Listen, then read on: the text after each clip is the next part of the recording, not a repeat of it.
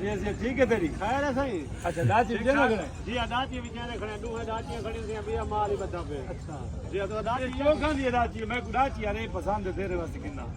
7 लाख मंगदे पे सरदार। 7 लाख जी हां यार थोड़ी रह चलो दूसरा जायज चेक करो तो गिन वजो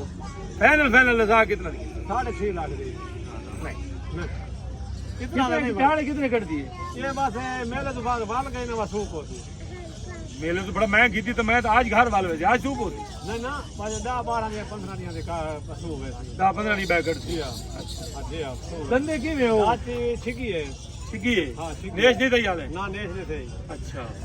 नेश अगले साल वांछे सी अगले साल में थी ये कितना हुआ है ये 300 रेडी इकट्ठी करी है खीर क्यों करे लिए खीर दे दिए 10 किलो टाइम दा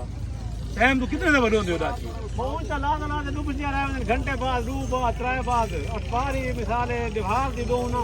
ते सार दी खड़ी रहे तो वाते 10 किलो खीर दे दे उन ते जेल 200 2 किलो 3 किलो 2.5 किलो दे चलो ठीक है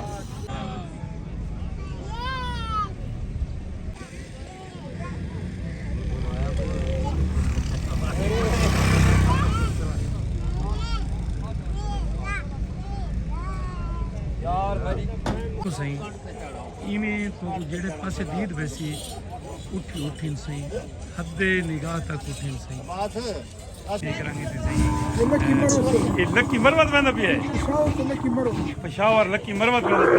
आती वेगी है वेगी कितना दी बेची 3 लाख दी ते मैं तो क्वादरी मैं को दे चकाल मैं को पता ता वे ते नाम जो गिनदा तू पैसे जो झुके रहते नहीं जिके काला मिल देता तू करे आ तो तारो घेनी खिने आ भाई मैं तो शौक नाल गिनण आया मैं जायद करे आ तो घन मन जा हुन तेरे नसीब विच नहीं मैं चक अच्छा चल अल्लाह उनदे नसीब कर हाल चाचा ऊट किदे वेच आई वेच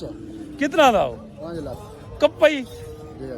अच्छा सस्ता बेची महंगा बस ठीक वेगी ठीक वेगे यानी काश बच गई भी चलो शुक्र है तेरा खैर कितु आया बताए फोटो दू ऊट गिनण है बेचण वेचण कोई वेच आई खड़े नु है रेट शेट की में मंडी चंगी है मट्ठी है महंगी है लोग आगे तो ठीक है तो सब में खड़े अच्छा लोग का ठीक है जी हाँ। अल्लाह करे तेरे बिक वैसे यार इंशाल्लाह ठीक ठाक कितना दा बेचना है वो बेचना नहीं मोल कितना मुर्ग दही कितना दा किराए 15 अल्लाह तेरे नसीब करे वाल पे यार चंगा जान ओए ठीक चाचे तू साल केड़े इलाके दही मैं रंगपुर खड़े वाला दा ओ तेरी खैर आवे तू तो बहु परे तो आया होता यार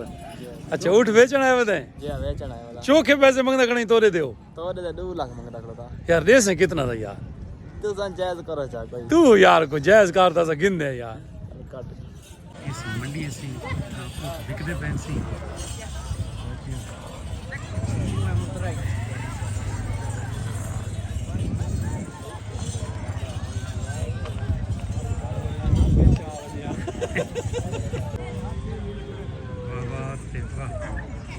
साले उठिन सी ये से उठन निकले कन बूटे क्या सही जबरदस्त किस्म दी खिचड़ी कटिंग सी सस्ती आ गई सी उड़क नहीं मारी यार बड़ा